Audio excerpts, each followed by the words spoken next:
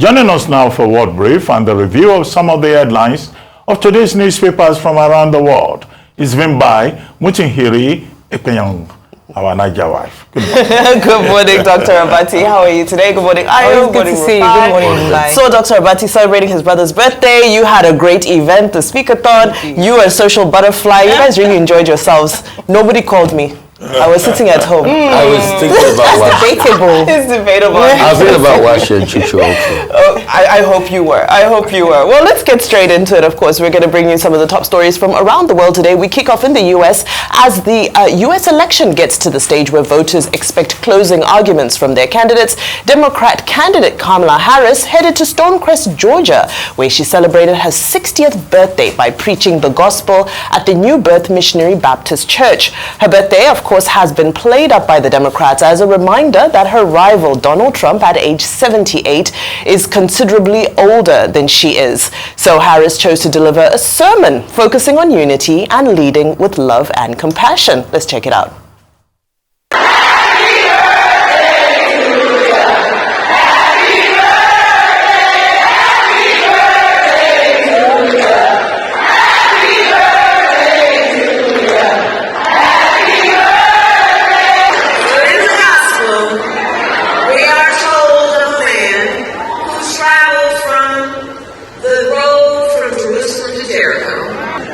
There are those who suggest that the measure of the strength of a leader is based on who you beat down, instead of what we know, which is the true measure of the strength of a leader is based on who you lift up.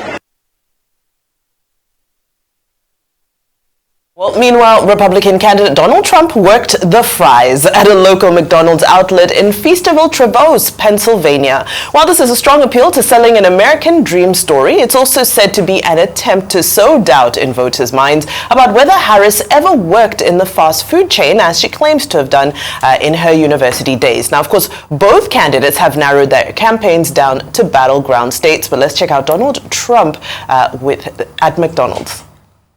Jobs. I like to see good jobs. And I think it's inappropriate when somebody puts down all over the place that she worked at McDonald's. It was a big part of her resume that she worked at McDonald's, how tough a job it was. She specifically worked at the French fry, where they make the French fries, and she talked about the heat. It was so tough. She never worked at McDonald's. McDonald's just confirmed that again, by the way. She never worked at McDonald's. All right, let's turn our attention to Asia now, as Indonesia's Prabowo Subianto on Sunday took oath as president of the world's third largest democracy, and he vowed to combat internal issues such as corruption and that plague the country, and to make it more self-sufficient. The 73-year-old, who will serve as the nation's 8th president, has undergone a massive transformation from being a former military commander facing allegations of human rights abuses to sweeping the polls and now leading the country of 280 million people. So within hours of being sworn in, Prabowo announced his cabinet at the presidential palace, which maintained most economics-related ministers who served under Joko Widodo. The cabinet will be sworn in this morning. However, interesting fact is that his running mate, 37-year-old Gibran Rakabuming Raka, is the former president's son, and he has already been sworn in as vice president. Now let's look at what's happening here on the African continent, as the impeached Deputy President Rigathi Gachagua of Kenya was discharged from hospital yesterday, only to discover that his entire security detail, including his official vehicles, had been withdrawn from him. He was ferried home in a Toyota RAV4 SUV, escorted only by his wife and a driver. All of this took place as Kenya commemorated Mashujaa Day, and that's a Remembrance Day for the nation's fallen heroes. So whilst Gachagua's impeachment sailed through both in the parliament and in the Senate, a conservatory order has been issued by the Kenyan courts to halt the swearing in of a new deputy president until all legal issues have been resolved. I didn't know President William Ruto can be that vicious. I am shocked by how vicious a man I helped to be president, a man that I believed in, a man that was persecuted when supporting him, could be so vicious against me when I'm literally fighting for my life in hospital. How cruel can a man be? You know, as we speak today, Deputy President of the Republic of Kenya, Rigathi Gachagua, has no single security officer around him. She's alone. All right, last but certainly not least on the World Brief, the Commonwealth holds its biennial summit. That's the Commonwealth Heads of Government meeting in Samoa this week. And of course, it's amid the perennial soul-searching about whether the Commonwealth is even still relevant in 2024. However, it is a significant meeting as 56 member states will elect a new Secretary General to succeed Britain's Patricia Scotland. And it's Africa's turn to get the Secretary Generalship yet again. It's the first time in 20 years. Of course, the last African to lead the organization was Nigeria's Emeka Anyaoku from 1999 to 2000. So the three African candidates that you see before you, Ghana's Foreign Minister Shirley Ayoko Bochwe, Lesotho's former Trade and Industry Minister Joshua Pohose Tipa, and Gambia's Foreign Minister Mamadou Tangara. And that's what we've got on the World Brief today. So I don't know why Gachagua is acting like he never knew Ruto all this while. I mean, the Ruto that I know from his days with the brigades of Danny Arab Moyes of this world and the youth movement and the Rift Valley incident and all of that. I mean, Ruto can be very, very hard when he wants to be hard. And Gachagua went against the grain. Let's not forget the fact that at the most momentous period of Ruto's presidency, when those riots happened, you went against Ruto. You didn't support him.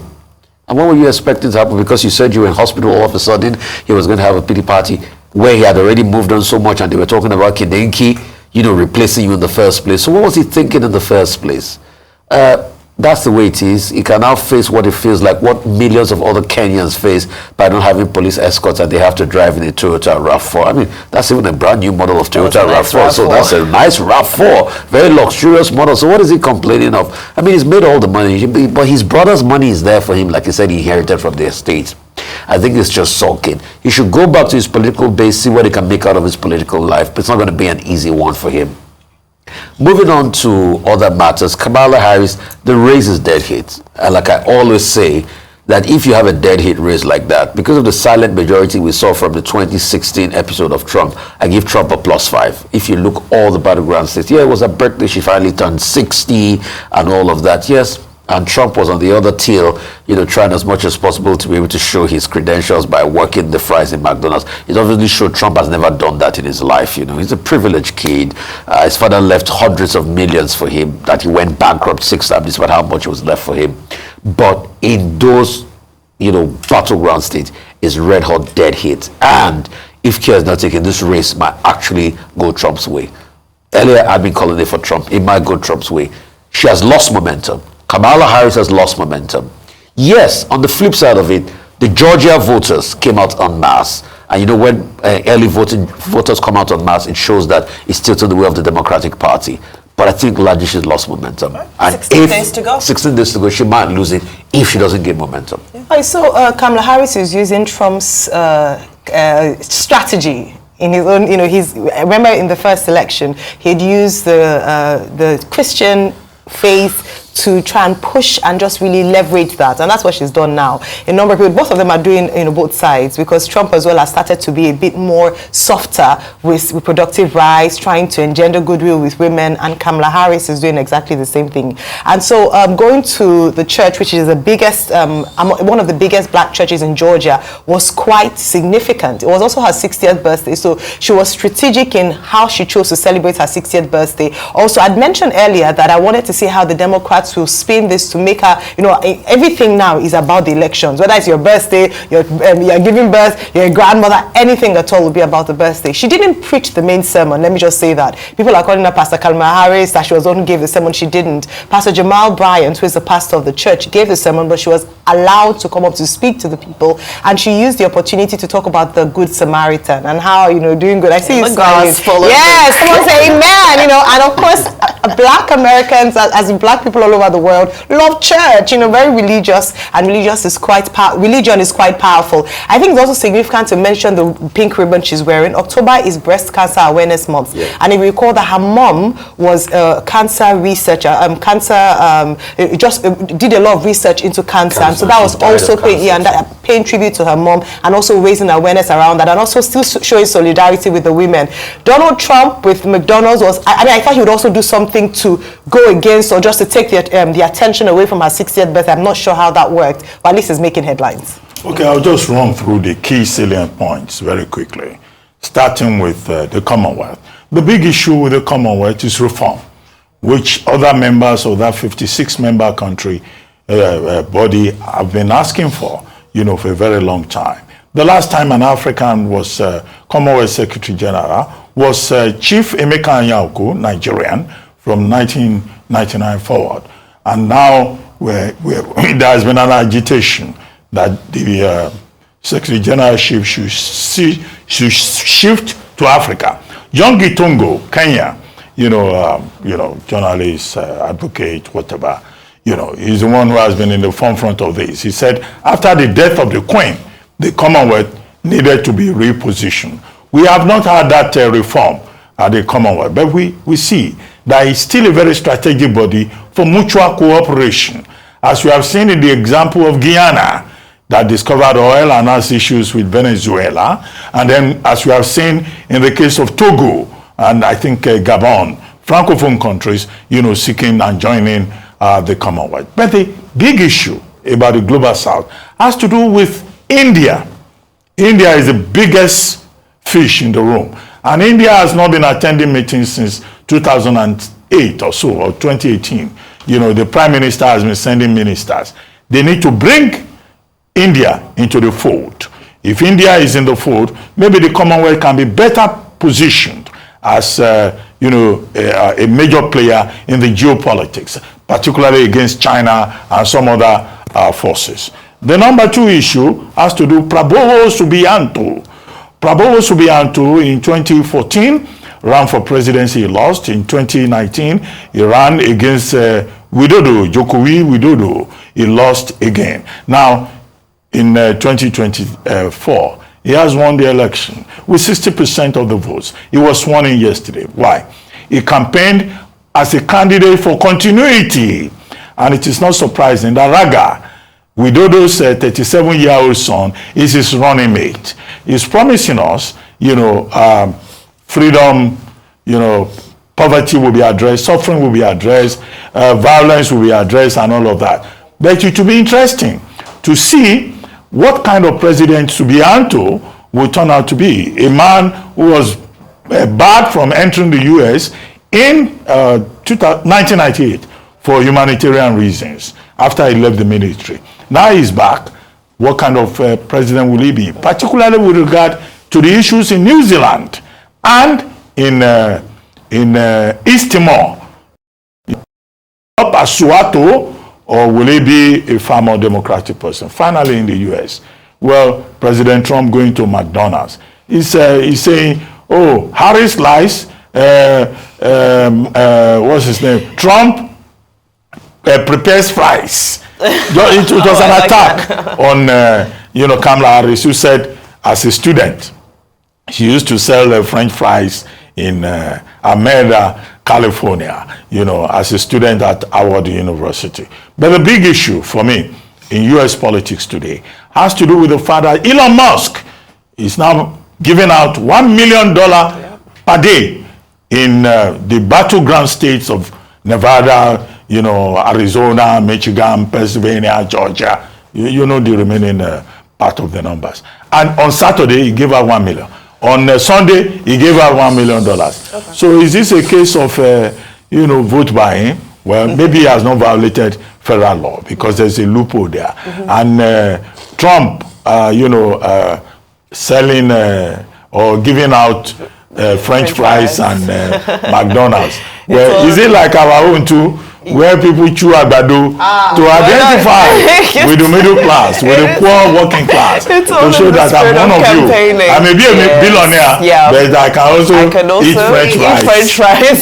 All right, thank you so much. Are the same. They're the same everywhere. Now, we have limited time. Let's zoom through our newspapers. Today, of course, we do begin with This Day newspaper, which, of course, leads with the story about the state of the Chief of Army Staff's health, which you all have dissected at great length. And below that, Femi Falana has added his voice to the debate going on about EFCC's legality. He says EFCC, ICPC not illegal, enabling laws properly passed. Let's move on to the next paper, New Telegraph, starting the week with a focus on LG Autonomy, anti-corruption agencies to deploy tracking system. They say this is a bid to ensure that funds reach the grassroots and are used correctly. To Punch is all about power today, and is leading with this bold headline saying that the grid has collapsed 105 times in 10 years, despite $1.4 billion of loans. Says former President Buhari recorded 93 grid collapses, whilst President Tinubu has already recorded 12 grid collapses. Guardian newspaper is looking at the budget, FG's budget in logjam as multiple appropriations seek attention, and the report describes how the national budgets are quickly becoming wish lists, as for the first time the country is struggling with the burden of funding, executing and monitoring 2 budget cycles simultaneously. And lastly, here in Nigeria, certainly not least, of course, yesterday was the 4th year anniversary of the EndSARS protests. Daily Trust leads with the image of the memorial protesters who were arrested at the Lekki toll gate and later released to Egypt for some African papers.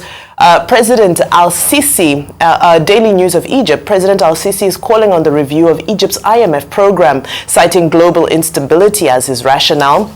He's also noted that despite severe water scarcity, that Egypt would not engage in conflict to increase its water share despite news reports.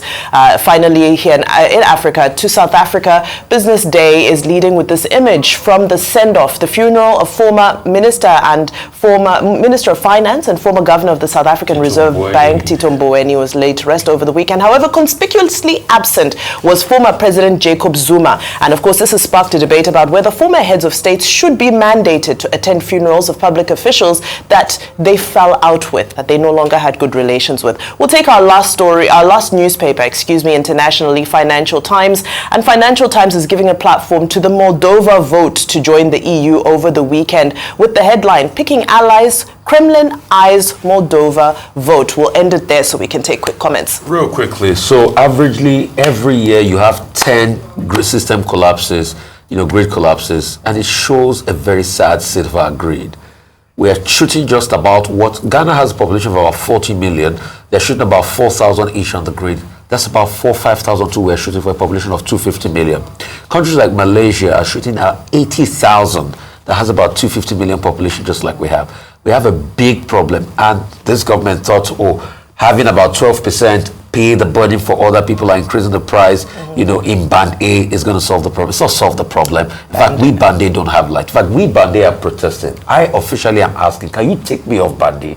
Because I don't see the use for this Band A. I don't get power all the time and all of that. And the minister has been promising, I've been saying all sorts, it's all Uhuru. No. All right. Things are down in the power sector. Very quickly. I just need to clarify the situation in Kenya with Gachagua or Rigiji. He came out of the hospital and he has described President Ruto as vicious and that he's playing very dirty politics after the fact, after he had already been impeached. However, President Ruto himself has refused to make any comment. What he has done is to appoint the Interior Minister, Kitaure Kindiki, as the replacement. He's not been sworn in yet. The Senate will still have to ratify. But there is a case in court. The High Court has said no, there will be no swearing in until the court inquires into this matter. The panel is going to look into that matter on Wednesday. So Kenya remains a developing story.